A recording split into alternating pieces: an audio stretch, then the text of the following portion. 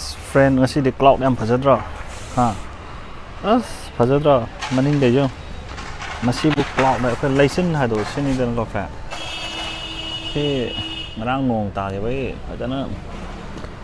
si license je fa fazare de leader ko di smai tau da ado si license je friend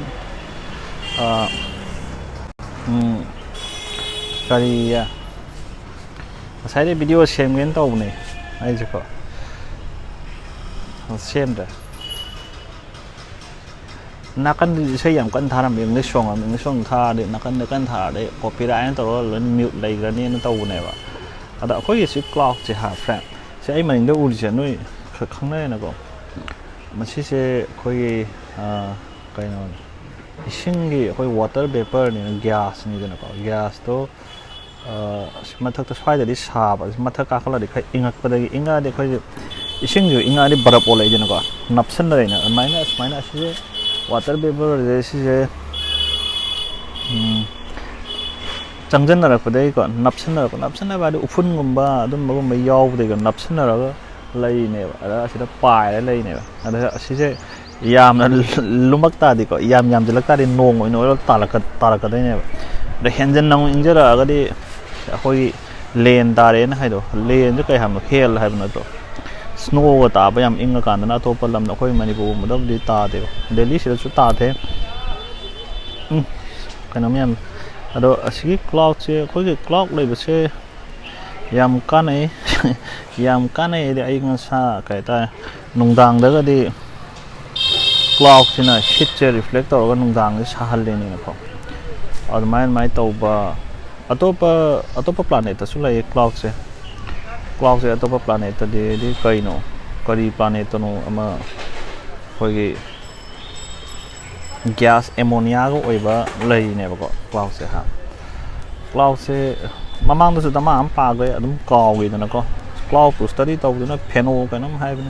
meteorology geography gumba mayam na noi tong na ma ta ni ko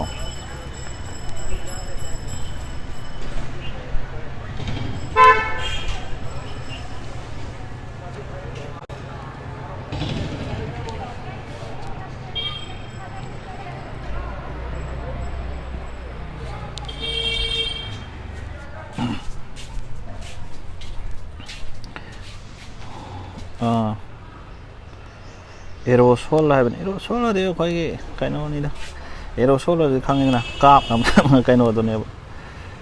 minor liquid droplets ne ko liquid or frozen crystal jo yaw and other particles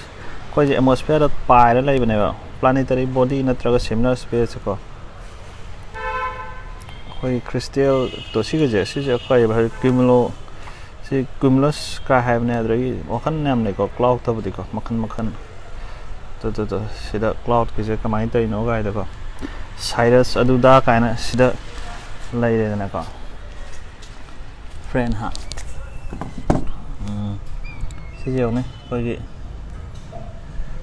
si yo ne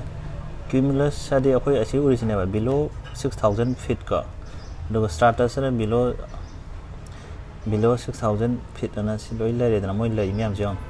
adu stratocumulus below 6000 bisi cumulus adu da ne moi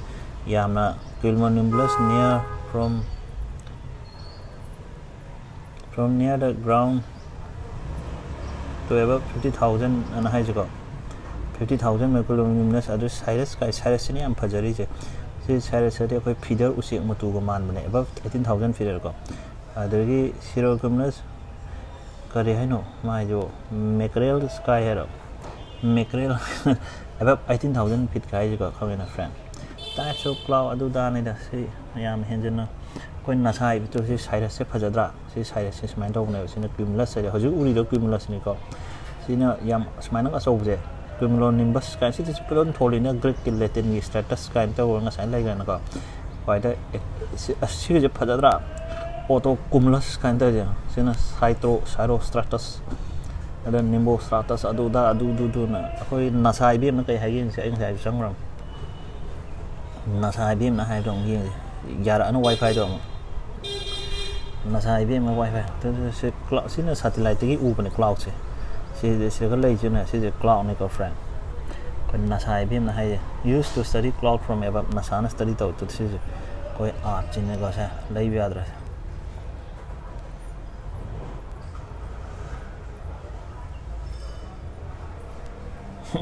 outline जे कोई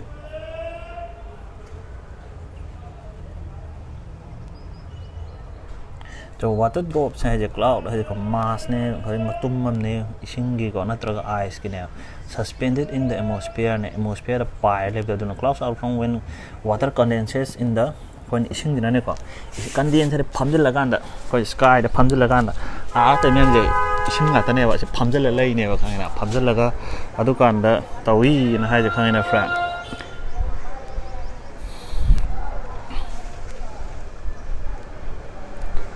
The condition let us see that there are many different weather and climate. See sky đó, sinh lấy đấy cái này và cloud hay gì sinhจะไปขัดไปเนี่ยค่ะcoi sinhจะ evaporate ไปเนี่ยsinhจะcoi sinh đó sinh manin rồi này chắc cái đó coi ground cái cái tụi riêng đấy cái lục tạc đấy cái coi không bàn đấy mà emไปขัดcái đó à đâu tụi nó này vậy कोई water पे पैसे तो ले कोई मिन उधर ने भाई हिगो कैसे उड़ी में आंसे असीधे तो ले पे ने भाई कोई ना ले खंजल उधर वाने ना खाएं ना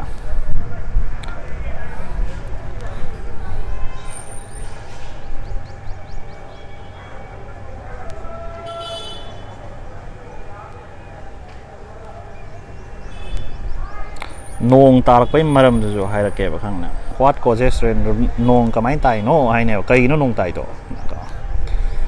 कई nó nôn tài cho cái là mới số tuổi ya ada mỗi droplet này làm được rồi nó collect xin gì hệ nó collect tóc là quan so overdrop mà cho bạn à đây mình ăn phun chân là để ăn calo gặp phải chỉ mấy em chỉ phun chân là để ăn calo bữa sao vậy à chỉ cái cuộc tới mấy em chỉ phun wari bữa ha phải chỉ mấy em chỉ phun chân là để ăn calo bữa ना सुन जो पुंजन एक gravity attack तो नहीं देना attack तो हम लोग जो मास में याद अटैक तो अदर ये कोई आर्ट किसी ना भाई ना लुम था तो नों केला ही नहीं अदर नोंग तावान ना फ्रेंड हाँ नोंग ऐसे अदर नहीं देना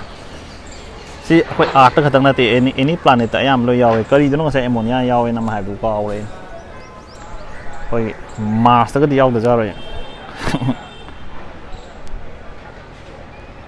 ओ जुपिटर एमोनिया ना खाऊंगा जुपिटर जो देखो ये क्लाउड से ऑक्सीजन का याव नाइट्रोजन अदुदान याव ले मोय एमोनिया नमथी रो गैस एमोनिया ना तो नमथी बो मोय दि सिंग मोय दे सेटन अखोई सेटन के मून दो अदर जो क्लाउड ले बको सेटन सन अखोई प्लैनेट दो अदुगी मागी था जे मून जे कनो को टाइटन को यो अदुगी अदर जो क्लाउड ले बको अदुगी cloud methane and ethane gas सिवे बन अस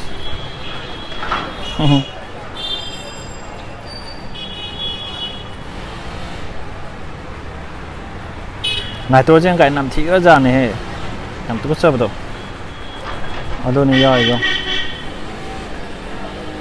कोई जगह स्लिट का जो ठोकते हैं ना क्लाउड से स्लिट वो जो ठोक ले नहीं का फ्रेंड नहीं सिर्फ पागे भी हैं जना पावे नरम यानी कनो दबू दिको अदो आई इंखा हाई जो सिर्फ पाए बार उनको आउट ले ना तो क्लाउड के सिर्फ फजा पाए वो अदो नहीं तो फ्रेंड सी ना फजा तो है आई स्टीड थागत पिरके अदो नोई फजना उनी हुजु नोई थिरम उरम बसाय को हरे ने फजना उनी अस फजम फजरे दा हाय को ngasi dia na क्लाउड के cloud ngata ngai le ที่ท้ายนั้นลายกับตัวก็ไปบุตรทุกดีว่าที่นี่ลายตัวเนี่ยโปรเจกต์ก็สิเดาด้วยกันแล้วก็คลาวด์ไอเบียมันจะพัฒนาได้ป่ะเพื่อนสิ่งที่คลาวด์อาจจะค่อยนุ่งตาว่าใครจะคลาวด์นะสัตว์ไลน์นั่นก็สัตว์ไลน์อิมเมจนั่นก็มาทักที่ยังก็นุ่งกับไม้ตายกับมานุ่งก็จะ predictory เนี่ยค่อย weather report ย่อยสักหน่อยนะนุ่งที่ตานี่ตาเราจะคลาวด์ยามนั่นเลยแล้วกันนะดูการนั้น predict เอาไว้ตาเราเพื่อนตัวนี้ฟาร์เรฟเฟรน